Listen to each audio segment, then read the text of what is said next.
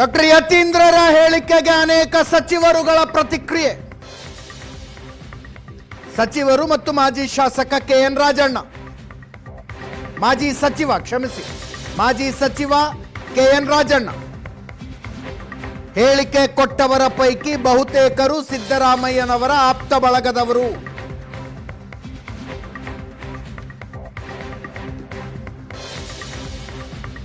ಯತೀಂದ್ರ ಹೇಳಿಕೆಯಲ್ಲೇನು ವಿಶೇಷ ಇಲ್ಲ ಅಂತ ಸತೀಶ್ ಜಾರಕಿಹೊಳಿ ಹೇಳಿದರು.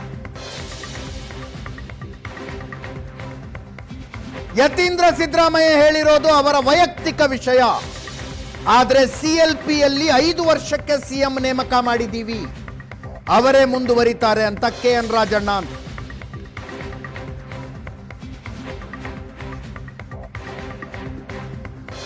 ಹೈಕಮಾಂಡ್ ತೀರ್ಮಾನಕ್ಕೆ ಬದ್ಧ ಅಂತ ಭೈರತಿ ಸುರೇಶ್ ಹೇಳಿದ್ರೆ, ಕುರ್ಚಿ ಕಾದಾಟವೇ ಇಲ್ಲ ಅಂತ ಈಶ್ವರ್ ಖಂಡ್ರೆ ಅವರು ಹೇಳಿದ್ರು. ಇವರೆಲ್ಲರ ಮಧ್ಯದಲ್ಲಿ ಲಕ್ಷ್ಮೀ ಹೆಬ್ಬಾಳ್ಕರ್ ಅವರು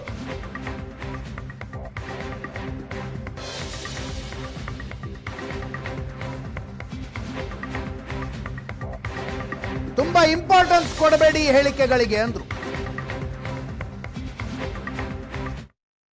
5 ವರ್ಷ ಮುಖ್ಯಮಂತ್ರಿಗಳಾಗಿ ಮುಂದುವರಿತಾರೆ ಅಂತ ಹೇಳಿ ಇವತ್ತು ಹೇಳಿದ್ದಾರೆ. 2 ಸಲ ಹೇಳ್ಯಾರ ಅವ್ರೆ, ಒಂದು 10 ಸಲ ಹೇಳ್ಯಾರ. ಈಗ ಮತ್ತೆ ಅದನ್ನ ಹೊಸದೇನದ, ಈಗ 10 ಸಲ ಹೇಳಿದ್ದಾರೆ. ಅಲ್ಪ ವಿರಾಮ 10 ಸಾರಿ ಯತೀಂದ್ರ ಸಿದ್ದರಾಮಯ್ಯ ಅವರು ಹೇಳಿದ್ದಾರೆ, 10 ಸಾರಿ ಮಾದೇವಪ್ಪ ಹೇಳ್ಯಾರೆ, 10 ಸಾರಿ ಪರಮೇಶ್ವರ್ ಹೇಳಿದ್ದಾರೆ, ಜಮೀರ್ ಅಹ್ಮದ್ ಹೇಳಿದ್ದಾರೆ, ಜಾರ್ಜ್ ಹೇಳಿದ್ದಾರೆ, ಎಲ್ಲರೂ ಹೇಳಿದ್ದಾರೆ. ಅದಕ್ಕೆ ಇವತ್ತು ಮತ್ತೆ ನಾವು ಹೊಸದು ಹೇಳೋದು ಅವಶ್ಯಕತೆ ಇಲ್ಲ. ಇಷ್ಟು ಮಂದಿ ಹೇಳಿದ್ಮ್ಯಾಗ ನಾವು ಹೇಳೋದು ಅವಶ್ಯಕತೆ ಇಲ್ಲ. ಇಷ್ಟು ಜನ ಆಲ್ರೆಡಿ ಹೇಳಿದ್ದಾರೆ. ಇರ್ತಾರೋ ಬಿಡ್ತಾರೋ ಅನ್ನೋದು ಹೈಕಮಾಂಡ್ ಅಂತ CM ಅವರ ಖುದ್ದು ಹೇಳಿದ್ದಾರೆ.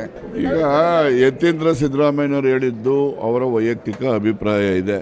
ಏನು ಒಬ್ಬರೇ ಎಲ್ಲ ಇರೋರು, ಯಾರೊಬ್ಬರು ಇದ್ದಾರೆ, DCM ಇದ್ದಾರೆ ಅಂತ ನೀವು ಅಂತೀರ. ಅದೇ ಥರ ನಮ್ಮಲ್ಲಿ ಪರಮೇಶ್ವರ್ ಇದ್ದಾರೆ, ಬೇರೆ ಬೇರೆಯವರು HK ಪಾಟೀಲ್ ಇದ್ದಾರೆ, ಆ ರೀತಿಯಲ್ಲಿ MB ಪಾಟೀಲ್ ಇದ್ದಾರೆ. ಈ ರೀತಿಯಲ್ಲಿ ಬಹಳಷ್ಟು ಜನ CM ಅಭ್ಯರ್ಥಿಗಳು ಕಾಂಗ್ರೆಸ್ಸಲ್ಲಿದ್ದಾರೆ. ಯಾರನ್ನು CM ಮಾಡಬೇಕು, ಯಾರನ್ನು ಬಿಡಬೇಕು ಅಂತಕ್ಕಂಥದ್ದು ತೀರ್ಮಾನ CLP ಮಾಡಿದ್ರು ಕೂಡ ಕೇಂದ್ರದ ಹೈಕಮಾಂಡ್ ಸೂಚನೆ ಮೇರೆ ಮಾಡ್ತಾರೆ. CLPನಲ್ಲಿ ಎಲ್ಲರ ಅಭಿಪ್ರಾಯ ಚೀಟಿನಲ್ಲಿ ಬರ್ಸ್ಕೊಂಡಿದ್ದಾರೆ. ಅವ್ರ ಹತ್ರ ಈಗಲೂ ಇದಾವೆ ಅವೆಲ್ಲ. ಅಲ್ಲಿ ಚುನಾಯಿತರಾಗಿರ್ತಕ್ಕಂಥದ್ದು 5 ವರ್ಷಕ್ಕೆ ಚುನಾಯಿತರಾಗಿರ್ತಾರೆ. ಸಿದ್ದರಾಮಯ್ಯನವರು 5 ವರ್ಷ CM ಸಿದ್ದರಾಮಯ್ಯನವರೇ ಮುಂದುವರಿತಾರೆ ಅಂತ ಹೇಳಿದ್ದಾರೆ. ಮಾನ್ಯ ಸದಸ್ಯರು, ಗೌರವಾನ್ವಿತ ಸದಸ್ಯರಿಗೆ ಅವ್ರು ಏನು ಹೇಳಿದರೆ ಅದನ್ನು ನೋಡಲ್ಲ. ಬಟ್ ಅವರು ಹೇಳಿದ ಅದಕ್ಕೆ ಪ್ರತಿಕ್ರಿಯೆನೂ ಕೂಡ ನಾನು ಕೊಡಲ್ಲ. ಬಟ್ ಕಾಂಗ್ರೆಸ್ನಲ್ಲಿ ಒಂದು ಶಿಸ್ತು ಅಂತ ಇದೆ, ಹೈಕಮಾಂಡ್ ಅಂತ ಇದೆ. ಸೊ ಹೈಕಮಾಂಡ್ನ ಹೇಳಿದ್ದನ್ನ ಕೇಳ್ತೀನಿ ಅಂತ ಮಾನ್ಯ ಮುಖ್ಯಮಂತ್ರಿಗೆ ಸ್ವತಃ ಹೇಳಿದಾಗ ಸೊ ನಾನು ಬೇರೆ ಏನು ಹೇಳಲಿಕ್ಕೆ ಆಗೋದಿಲ್ಲ. ಹೈಕಮಾಂಡ್ಗೆ ಎಲ್ಲರೂ ತಲೆಬಾಗ್ತೀವಿ ಅಂತ ಮುಖ್ಯಮಂತ್ರಿಗಳು ಹೇಳಿದ್ದಾರೆ, ಉಪಮುಖ್ಯಮಂತ್ರಿಗಳು ಹೇಳಿದ್ದಾರೆ. ಇವರು ಅವ್ರ ಮನೆಗೆ ಹೋಗಿ ಬ್ರೇಕ್ಫಾಸ್ಟ್ ಮಾಡಿದರೆ, ಅವ್ರು ಇವ್ರ ಮನೆಗೆ ಬಂದು ಬ್ರೇಕ್ಫಾಸ್ಟ್ ಮಾಡಿದ್ದಾರೆ. ತಾವೆಲ್ಲ ಮಾಧ್ಯಮದಲ್ಲಿ ತೋರಿಸಿದ್ರೆ ಏನೇನು ಬ್ರೇಕ್ಫಾಸ್ಟ್ ಮಾಡಿದ್ದಾರೆ ಅನ್ನೋದನ್ನ ತೋರಿಸಿದ್ರ. ಇಬ್ಬರು ಹೇಳಿದ್ದು ಒಂದೇ ಸ್ಟೇಟ್ಮೆಂಟು, ಹೈಕಮಾಂಡ್ ಹೇಳಿದ್ನ ನಾವು ಪಾಲಿಸ್ತೀವಿ ಅಂತ. ಸೊ ಬೇರೆಯವರ ಸ್ಟೇಟ್ಮೆಂಟ್ಗೆ ಅಷ್ಟೊಂದು ಇದಿಲ್ಲ ಅಂತ ಹೇಳಿದ್ರೆ ನೋಡಿ, ಈ ರಾಜ್ಯದಲ್ಲಿ ಮುಖ್ಯಮಂತ್ರಿ ಯಾರಾಗಬೇಕು, ಉಪಮುಖ್ಯಮಂತ್ರಿ ಯಾರಾಗಬೇಕು, ಮಂತ್ರಿ ಯಾರಾಗಬೇಕು ಅನ್ನೋದು ಹೈಕಮಾಂಡ್ ಮಾಡುವಂಥ ನಿರ್ಧಾರ. ಸಿದ್ದರಾಮಯ್ಯ ಸಾಹೇಬರು ಹೇಳಿದ್ದಾರೆ, ಮತ್ತು ಉಪಮುಖ್ಯಮಂತ್ರಿಗಳು DK ಶಿವಕುಮಾರ್ ಅವರು ಹೇಳಿದ್ದಾರೆ.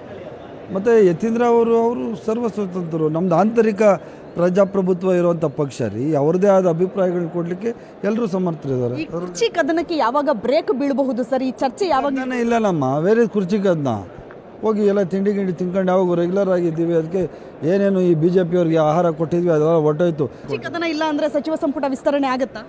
ಗೊತ್ತಿಲ್ಲ, ಅದು ಹೈಕಮಾಂಡ್ ನಿರ್ಧಾರ ಮಾಡಬೇಕು, ಮುಖ್ಯಮಂತ್ರಿಗಳು ತೀರ್ಮಾನ. ನಮ್ಮಲ್ಲಿ ಯಾವುದೇ ಕಾದಾಟ ಇಲ್ಲ, ಬರೀ ಅಭಿವೃದ್ಧಿ.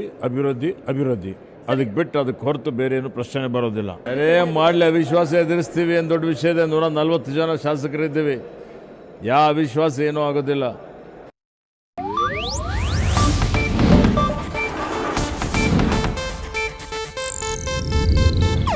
ಇದು ಏಷ್ಯಾನೆಟ್ ನ್ಯೂಸ್ ನೆಟ್ವರ್ಕ್ ಪ್ರಸ್ತುತಿ.